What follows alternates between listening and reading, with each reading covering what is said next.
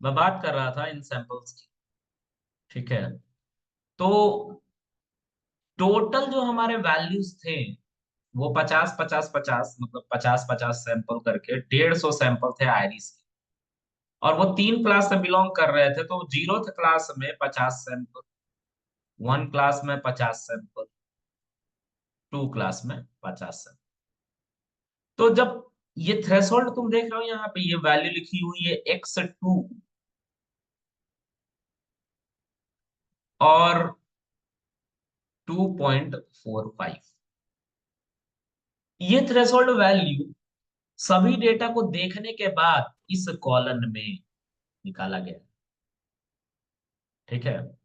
तो ये एक बार में नहीं हुआ, इसने सारे कॉलम में जा जाके देखा। ठीक है।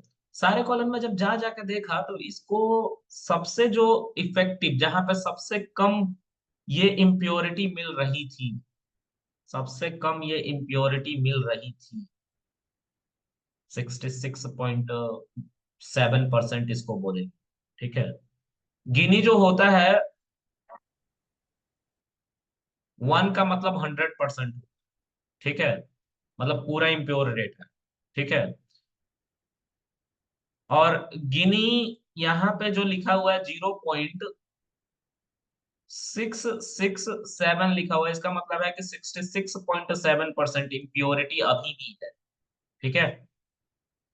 तो क्या मतलब है इसका, कि जब ये थ्रेशोल्ड हमने, हमारे डेटा में चार कॉलम्स थे, फीचर्स थे, और पहले वाले को हम X0 मान रहे हैं, दूसरे वाले को X1 मान रहे हैं, तीसरे वाले को X2 मान रहे हैं, X3 मान रहे हैं।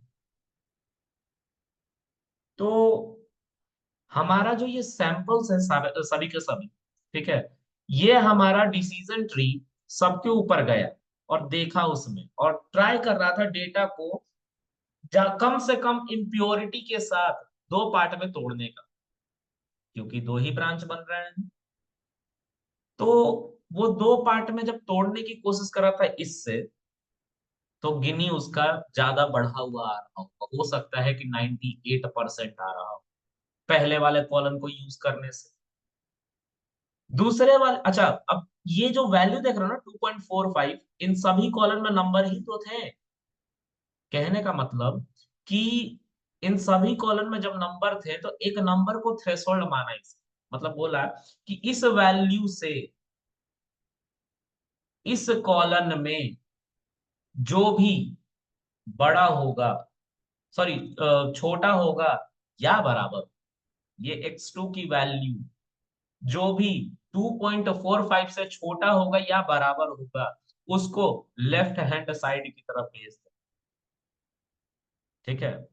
तो जब ऐसा किया गया, तो ये 50 सैंपल शुरू के है ना, जो जीरोथ क्लास से बिलोंग कर रहे थे, वो पूरे के पूरे ही हमारे लेफ्ट हैंड साइड की तरफ आ गए। One second, left hand side की तरफ आ गए। ठीक है। तो यहाँ पे 50 के 50 सैंपल जो जीरोथ क्लास के थे, वो एज इट इज उसी क्लास में डिफाइन हो गए जिस क्लास के थे। अब बचे ये दो क्लास, इसमें 0 0 लिखा हुआ है, मतलब यहाँ पे कोई भी ऐसा मिसक्लासिफाई होके नहीं है। मतलब ये 50 50 सैंपल इन दो क्लास के थे ना, अलग दो क्लास के, उसमें से एक भी मिसक्लासिफाई होके इधर नहीं आया। इसीलिए यहाँ पे देखो इम्प्योरिटी यानी कि गिनी को जीरो बताया जा रहा है, कि इस लीफ में, इसको अब लीफ कहते हैं, इससे अगर कोई ब्रांच आगे नहीं निकला है, नीचे से ऐसे ऐसा कोई ब्रांच नहीं निकला है, तो ऐसे ब्रांचेस को हम लीफ कहते हैं। स्पेलिंग देख लेना है, मेरी स्पेलिंग खराब है। ठीक है। तो इसमें गिनी जीरो है, मतलब इस डिसीजन ट्री का काम है गिनी को जीरो लेके आना। और गिनी को जीरो करने के चक्कर में ही इतने सारे ब्रांचेस तुम्हें बनते हुए दिख रहे हो, और जब लास्ट में तुम आकर देखोगे तो सबका देखो गिनी जीरो है। यहाँ पे देखो, यहाँ पे इम्प्योरिटी थी, लेकिन बाद में इसको फिर से स्प्लिट किया गया गिनी को जीरो करने के चक्कर में। और इसके लिए बार बार थ्रेशोल्ड बनाया गया मॉडल के द्वारा। ठीक है। देखो सब जगह थ्रेशोल्ड बनाया गया है, क्योंकि गिनी को जीरो करना है। यहाँ पे गिनी अभी भी जीरो नहीं हुई, यानी कि इम्प्योरिटीज है, इसीलिए उसको फर्दर स्प्लिट किया गया गिनी को जीरो करने के। यहाँ पे भी थ्रेशोल्ड बनाया, तो गिनी का मतलब समझ में आया सबको? हाँ। Yes sir. Yes sir. चलो, अब जो है इससे आगे बढ़ते हैं। तो देखो शुरू के जो 50 सैंपल्स थे ना, उसको पहले ही हमने इधर स्प्लिट करके रख लिया, तो वो 50 सैंपल जिस क्लास से थे उसी क्लास में डिफाइन होगा, उसको छोड़। ठीक है, उस 50 सैंपल को छोड़ दो, तो बचे कितने? 100 सैंपल। वो 100 सैंपल किस किस क्लास के हैं? तो जीरो क्लास का है, सॉरी जीरो क्लास के, वन क्लास का है एंड टू क्लास का है। और इनकी इम्प्योरिटी जो है वो 50%। तो अब एक चीज सोचने वाली यहाँ पे यार, गिनी यहाँ पे पहले बता दिया जा रहा है। देखो अक्सर ऐसा होता है कि हम पहले रिजल्ट निकाल ले फिर इम्प्योरिटी के बारे में कैलकुलेट करें, लेकिन यहाँ पे उल्टा होता है। यहाँ पे पहले ही इम्प्योरिटी को दिखा दिया जाता है उसी बॉक्स में, और फिर उसके बाद डेटा को स्प्लिट किया जाता है। समझ में आ रहा है? तो इसीलिए गिनी को पहले ही कैलकुलेट किया गया है। अब यहाँ पे 0.5 जो तुम्हें दिख रहा है, जब इसको फर्दर हमने स्प्लिट किया, जब हमने इस डेटा को फर्दर स्प्लिट किया, ठीक है, तो ये कह रहा है कि 50% अभी भी इम्प्योर है हमारा डेटा। ठीक है, तो क्या है इसका मतलब कि ये जो डेटा है हमारा, ये स्प्लिट होगा। ठीक है, तो इधर हमारा कुछ डेटा चला गया। ठीक है, ये वन क्लास का जो डेटा है उसमें 50 सैंपल्स थे, 50 में से 49 हमारे वन क्लास में क्लासिफाई हुए, एक सैंपल मिस क्लासिफाई हो गया है और इधर आ गया है।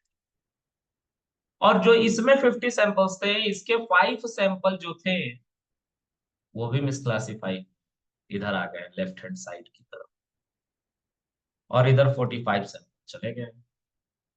अब क्या है कि गिनी इनका भी कैलकुलेट किया गया है। देखो यहाँ पे 43% दिखा रहा है, यहाँ पे 0.168% दिखा रहा है।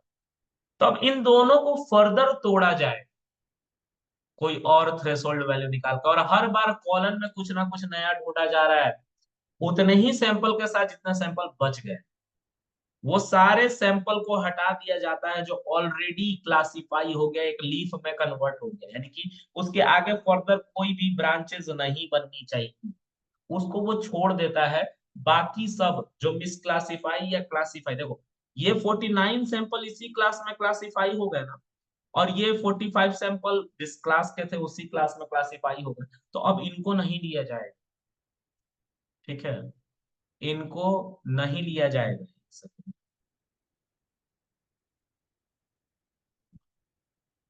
नहीं ले रहे हैं ये लोग, sorry my bad, my bad, sorry. आ पूरी तरह से क्लासिफाई होने पर नहीं लिया जाता, यस। हाँ, पूरी तरह से क्लासिफाई होने पर नहीं लिया जाता, सॉरी, मैं इसके कॉन्सेप्ट पे इसको इससे बात करने लगा था। देखो यहाँ पे 49 जो हमारा सैंपल्स है वो इम्प्योर है अभी। अब इतनी इम्प्योरिटी हमारी बची हुई है। ठीक है, 54 सैंपल्स है।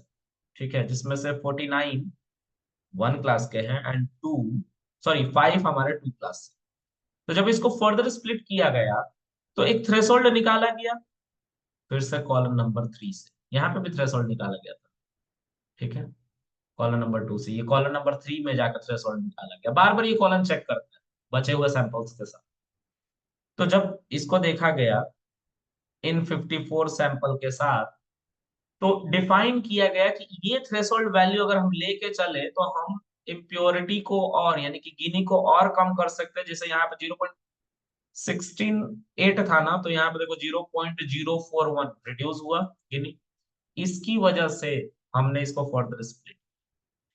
तो जब हमने स्प्लिट किया तो 49 में से 47 sample zero class, sorry one one class में आ गए। ठीक है, बचा एक सैंपल जो मिसक्लासिफाई हुआ। तो इस वन सैंपल को और ये 47, देखो एक चीज समझ लो, डिसीजन ट्री के कुछ ड्रॉबैक्स है। ड्रॉबैक्स क्या है? ये इतनी बार ब्रांचेस बनाता है, इतनी बार ब्रांचेस बनाता है, कि ये हर एक सैंपल को उसी क्लास में भेज देता है, स्प्लिट कर करके जिस क्लास से वो आए थे। मतलब ट्रेनिंग में जैसा तुम डेटा दोगे वैसे ही उस डेटा को वो सीखेगा, और सीखने के लिए उससे जो बन पड़ेगा वो थ्रेशोल्ड माने। तुम अगर यहाँ पे देख पा रहे हो तो 50 सैंपल जीरो क्लास के हैं यहाँ पे। जीरो मतलब अब जितने भी लीफ और ब्रांच तुम्हें दिख रही है, सारे ब्रांच को देखो, जीरो सब, जो ये पहला वाला पोजीशन है ना वो सब जीरो है। ठीक है, सब जीरो है, क्योंकि ऑलरेडी सारे के सारे सैंपल आ गए हैं तो कोई बचा ही नहीं। सब जीरो है, देखो सब जीरो। इसको हमने कंसीडर करना ही छोड़ दिया है इस मॉडल ने। इस मॉडल ने इसको देखना ही छोड़ दिया, बोला कि अब जीरो क्लास से कोई बचा ही नहीं है, छोड़ो उसको, हटाओ। बचा है तो वही क्लास है अब, जो मिस क्लासिफाई बार बार हो रहे थे। लेकिन उनको भी फर्दर वो इतनी बार तोड़ रहा है कुछ ना कुछ थ्रेशोल्ड बना के, कि डे एंड में जब तुम जाओगे तो लीफ, लीफ को देखते हैं हम हमेशा। ये लीफ जिसके आगे कोई ब्रांचेस नहीं बन रहे हैं, सिर्फ लीफ को देखो। और लीफ के वन इंडेक्स को, यानी कि ये वाला ऐड करो, यहाँ पे कुछ भी नहीं है। 47 प्लस ये वाला जीरो, इस पोजीशन पर कुछ भी नहीं है, जीरो है। यहाँ पे भी जीरो है। ठीक है, यहाँ पे भी, यहाँ पे टू है, टू लिखो। यहाँ पे जीरो है, जीरो लिखो। यहाँ पे वन है, वन लिखो। यहाँ पे जीरो है, जीरो लिखो। यहाँ पे जीरो है, जीरो लिखो। जब ये सब ऐड करोगे ना तो देखो इसने सभी को ले जाके वन क्लास से डिफाइन करवा दिया। तुम्हारे 50 सैंपल्स होंगे, जोड़ लो। इन सब को जोड़ोगे तो 50 हो जाएगा। तो ये हमारे डेटा को ऐसे मतलब ट्रेन कर देता है कि ऐसा लगता है कि मॉडल ने हमारे डेटा को रट लिया है। तो थोड़ा सा भी थ्रेशोल्ड ऊपर नीचे होता है, क्योंकि अब ये जो थ्रेशोल्ड है ना, मैं कोई सैंपल कल को दूंगा इसको, मान लो कि मैं एक सैंपल देता हूँ, टू, ऐसा 2.5, 6.5, 4.5 एंड 3.2, चार फीचर थे। चार फीचर दे दिए। ये है हमारा x0, ये पहला वाला। ये है हमारा x1, ये है हमारा x2, ये है हमारा x3। अब सबसे पहला थ्रेशोल्ड क्या है, x2। x2 क्या कह रहा है कि x2 जो है हमेशा छोटा होना चाहिए, 2.45 या उसके बराबर होना चाहिए। तो x2 इसमें देखो कौन है, ये है, ये वाली वैल्यू x2। तो 4.5 क्या 2.45 से, यहाँ पे अगर हम 4.5 रखेंगे तो क्या ये 2.45 से छोटा है? हम्म, बोलो।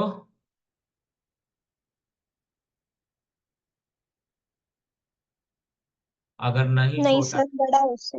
अगर ये नहीं छोटा है तो इसको इधर की साइड में भेज दिया जाएगा। ये ट्रू साइड है, ये फॉल्स साइड है, फॉल्स की साइड में भेज दिया जाएगा। तो फर्दर ये यहाँ पे आएगा। अब देखो x3 कॉलम की बात हो रही है, x3 कॉलम, इसमें से x3 कौन है, ये वाला कॉलम, 3.2।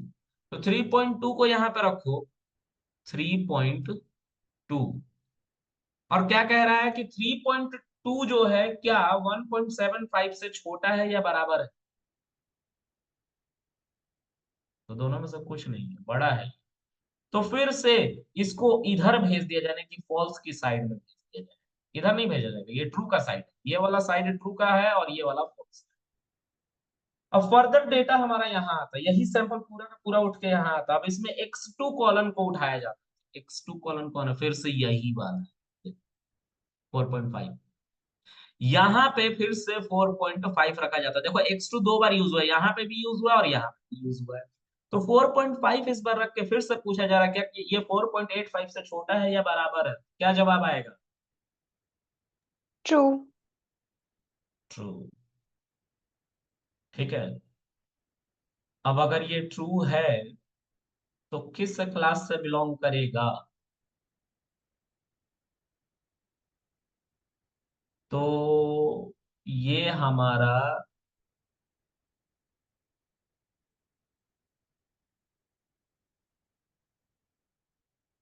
1 क्लास से बिलोंग। एक सेकंड रुकना, थोड़ा सा लीफ तक पहुंचना चाहिए इसे। ठीक है। ये हमारा इस ब्रांच में आ जाएगा, ठीक है। यहाँ पे आ जाएगा, ट्रू वाले ब्रांच में आ जाएगा, ठीक है। तो 4.5 हमारा जो इस बार ट्रू हुआ, हमारा ये सैंपल इस ब्रांच में। अब इस सैंपल में एक और फीचर है, x0 माना गया है 5.95 दिस। देखो यहाँ पे हमारा ट्रू साइड में इस बार हमारा डेटा आया है, ठीक है। अब जब ट्रू साइड में हमारा डेटा आया है, तो भी यहाँ पे थ्रेशोल्ड हमें देखना पड़ेगा, क्योंकि हमें डे एंड में लीफ तक पहुंचना है। इन दोनों में से हम किसी एक लीफ में पहुंचेंगे, और वही डिफाइन करेगा कि वो सैंपल किस क्लास से बिलोंग करेगा। अभी मैं इसी सैंपल को अपने मॉडल को पास करूंगा और यही प्रूफ करके दिखाऊंगा कि जो मैंने किया है कैलकुलेशन वो सही है।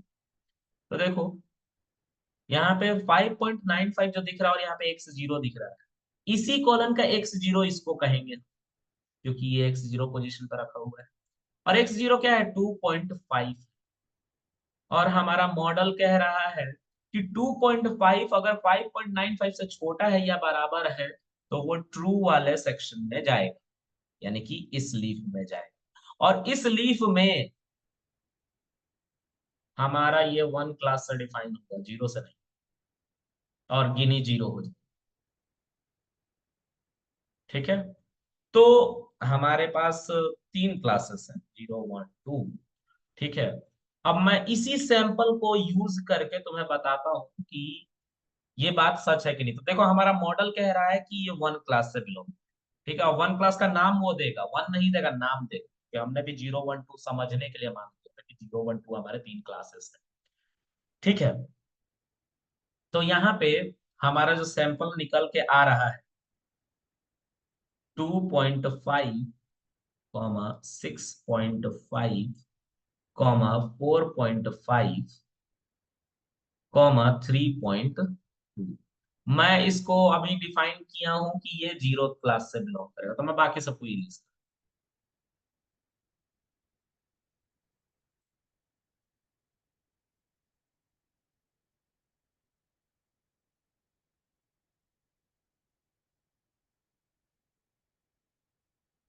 जब मैं इसको पढ़ने गया था तो मुझे अपने मैकेनिकल का दिन याद आ गया, क्योंकि इसमें एंट्रोपी ये सब यूज कर रहे थे लोग, जो मैंने थर्मोडायनेमिक्स में पढ़ा था।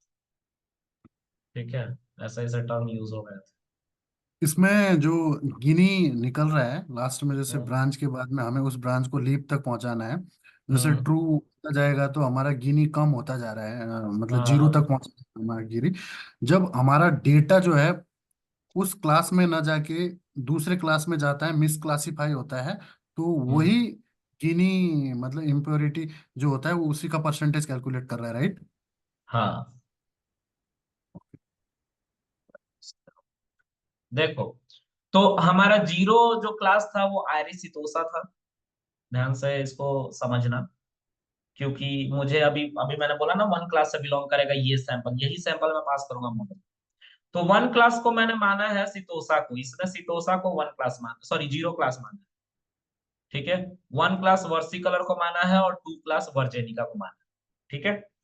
तो अब मैं मॉडल को अपना ही सैंपल देता हूँ, ये वाला सैंपल। तो यहाँ पे मैं लिखता हूँ sample equals to double quote के अंदर 2.5, 6.5,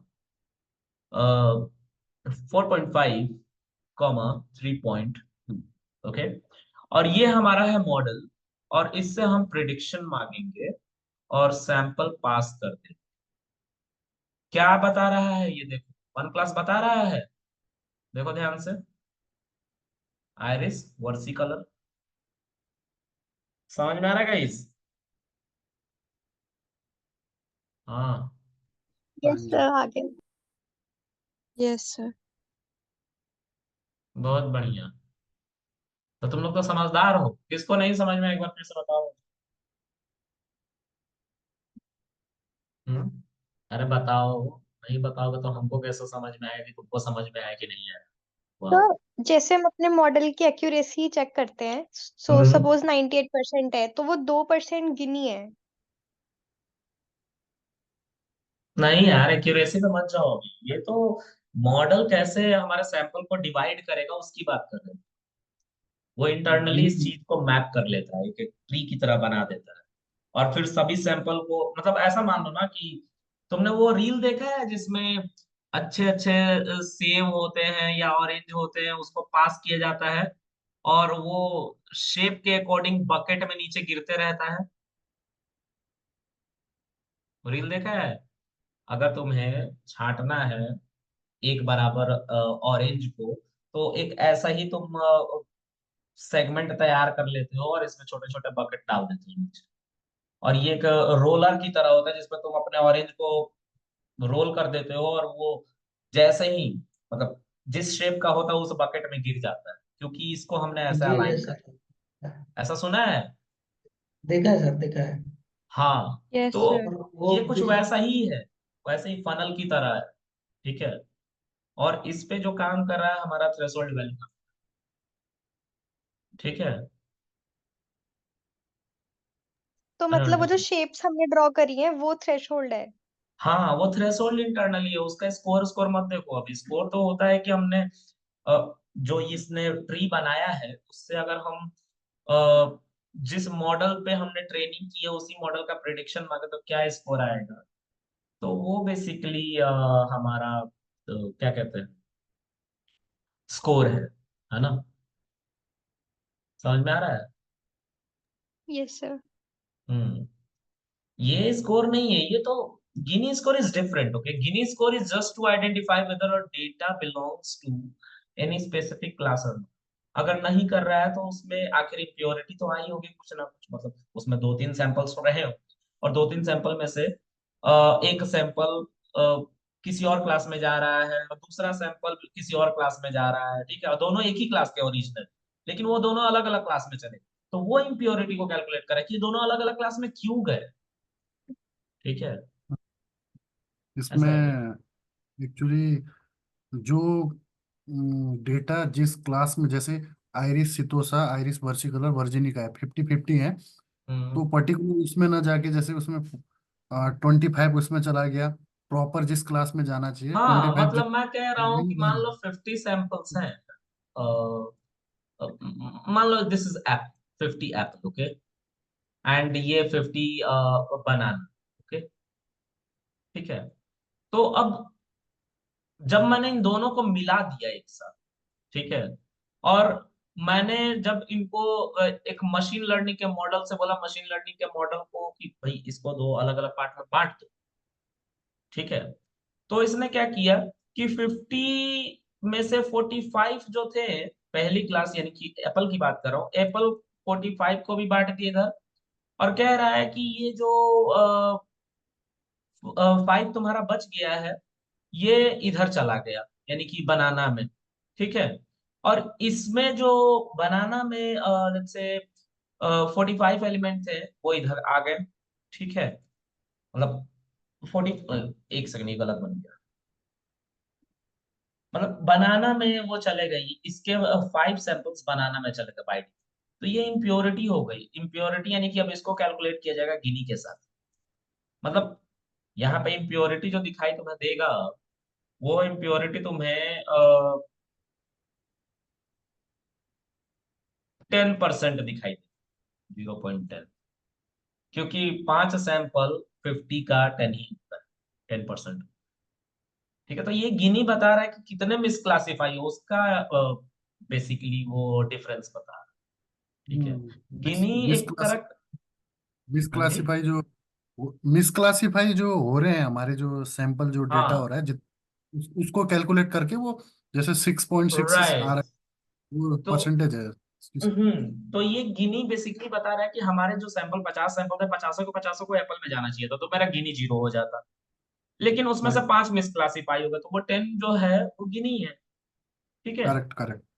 वो उस ब्रांच का है, सिंपल, है ना? तो उससे लेना देना नहीं है, गिनी तो मॉडल अपना खुद डिफाइन कर रहा है, हमें नहीं उससे लेना देना। हमें उसके आर्किटेक्चर को समझना है। उसमें हम अपना सैंपल पास करेंगे और वो सैंपल हर एक थ्रेशोल्ड से गुजरेगा, और जिस थ्रेशोल्ड के पास, जिस थ्रेशोल्ड के लीक तक वो पहुंचेगा ना, वो उसका सैंपल है।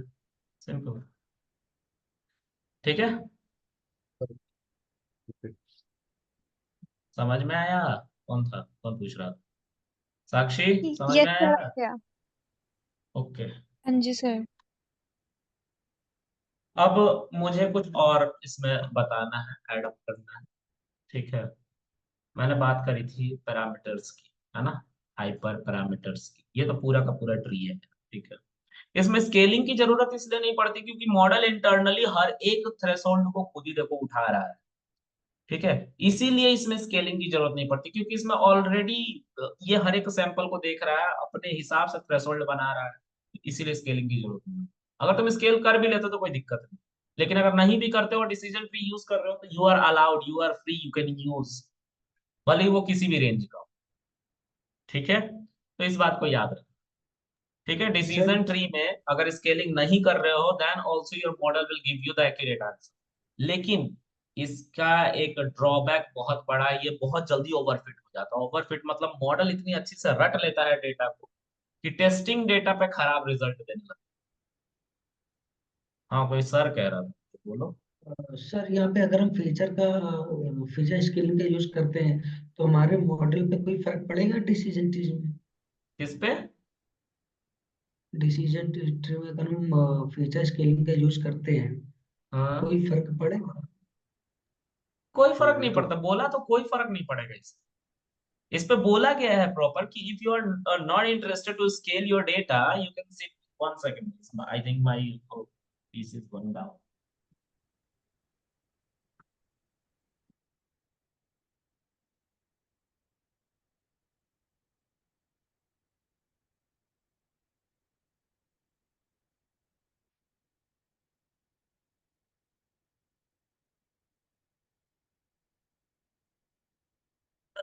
ओके,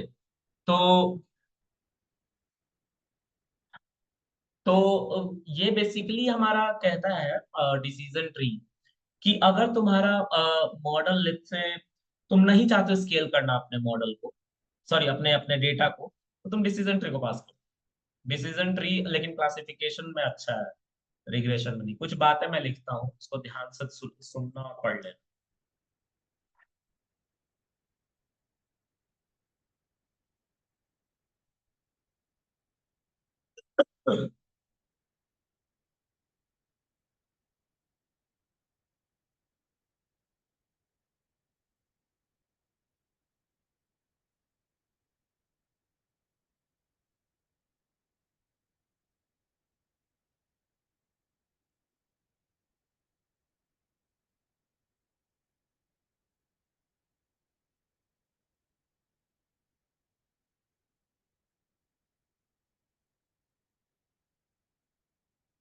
ये मैं इसलिए लिख रहा हूँ क्योंकि रिग्रेशन का भी मॉडल इसमें दिया गया है।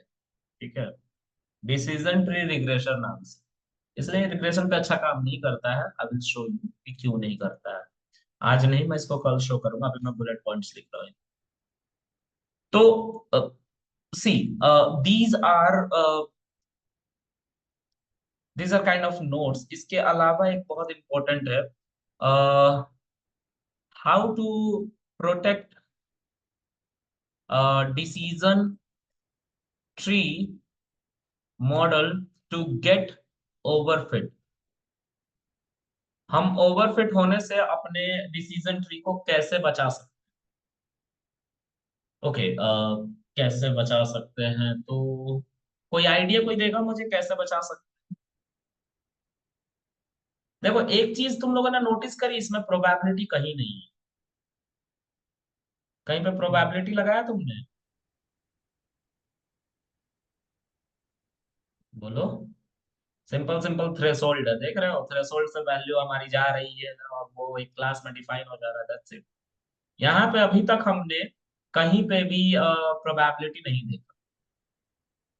तो कोई बताएगा कि हम इसको कैसे ठीक कर सकते हैं?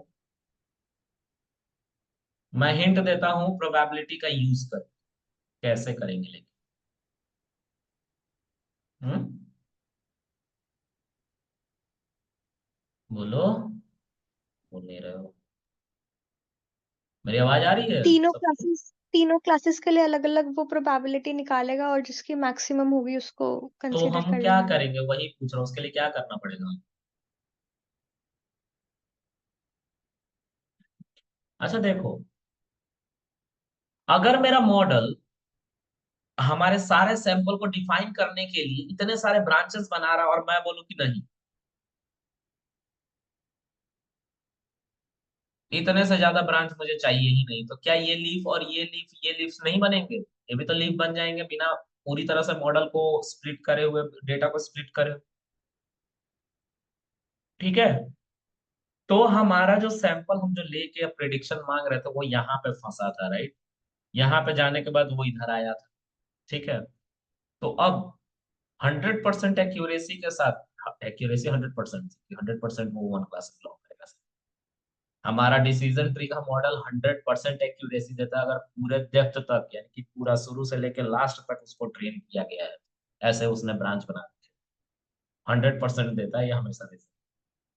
ये मतलब ऐसा है, इतना कॉन्फिडेंट मॉडल है ना, ओवर कॉन्फिडेंट कह लो, कि ये अगर इससे तुमने काम किया और तुमने बोल दिया कि कल बारिश होगी, और इसने बोल दिया हाँ होगी, पूछेगा तुम्हारा ऑनर कितना परसेंट श्योर हो, तुम कह दोगे तुरंत जाकर 100% श्योर, और नहीं हुई बारिश, तुम्हारी नौकरी तो जाएगी, ये तो पक्का है।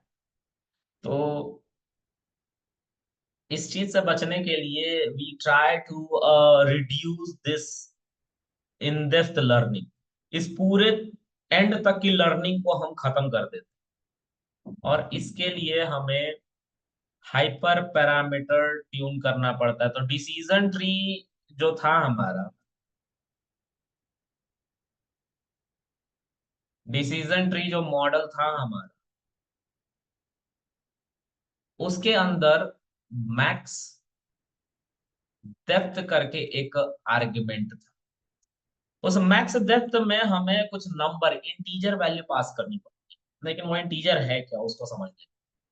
तो देखो, यहाँ पे इसको कहते हैं जीरो लेबल। यहां से सारा खेल स्टार्ट होता है इस ट्री का, इसलिए इसको जीरो लेबल कहते हैं। एक लाइन खींचो ऐसे, इसको कहते हैं फर्स्ट लेबल। यहां से फिर से एक लाइन खींचो, इसको कहते हैं सेकंड लेबल। यहां से फिर से एक सीधी लाइन खींचो, इसको कहते हैं थर्ड लेबल। यहाँ पे ये जो लाइन खींची है मैंने, ये वाली, ओहो सीधा लाइन खींच पा रहा हूं मैं, यू हैप्पी, फोर्थ लेबल। ठीक है, और ये लास्ट वाला जो देख रहे हो आप, दिस इज फिफ्थ लेबल। तो हम अपने मॉडल का जो स्प्लिटिंग हो रही है ना, हम बोल देंगे कि भाई पूरा डेप्थ तक मत जाओ, 3 लेबल तक ही जाओ बस। तो हमारा जो डिसीजन ट्री है, हमारी बातों को सुन के वो इसके नीचे जाएगा ही नहीं, उसको फर्दर स्प्लिट करने के लिए। And I can show you right now. See, ये समझ में आ रहा है? लेवल समझ में आ रहा है ना? पहला जहां से स्टार्ट हुआ थे जीरो लेवल, ये समझ में आ रहा हम्म है जीरो लेवल किसको कहते हैं, और ये सब कैसे हो रहा है? मैक्स से हो रहा है। तो यहाँ मैक्स डेप्थ के आगे तुम्हें लिखना पड़ेगा 3, जब तुम मॉडल को का ऑब्जेक्ट बना रहे थे तब। ठीक है, तो चलो देखते हैं, इसमें किसी को दिक्कत है पूछ लो, नहीं तो इरेज कर रहा हूं मैं। सर मैक्स डेप्थ फिर से बता दीजिए।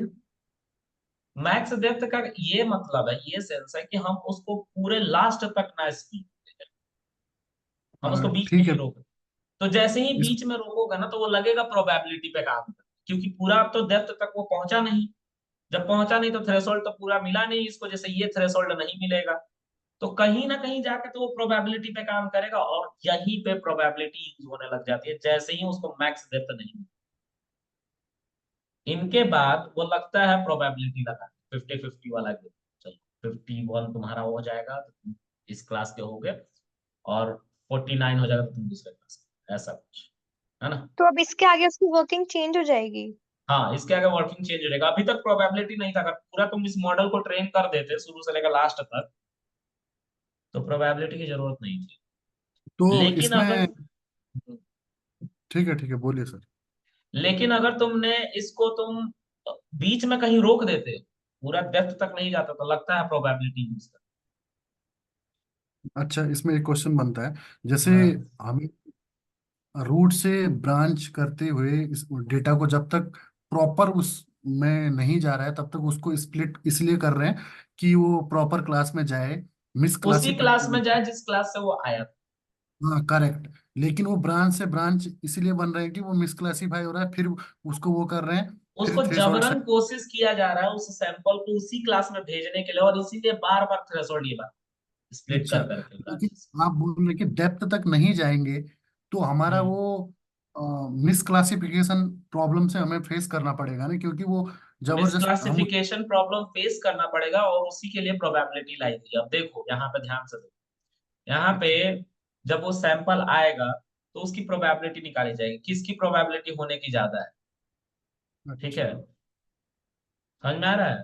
तो वो हम्म, प्रोबेबिलिटी के ऊपर अब काम करने लग जाए, इसीलिए और करवाते हैं जिसमें प्रोबेबिलिटी। और इस यहाँ पर केस में जैसे हमारा मॉडल जो है वो ओवर फिट भी नहीं, अंडर फिट मतलब नॉर्मल है।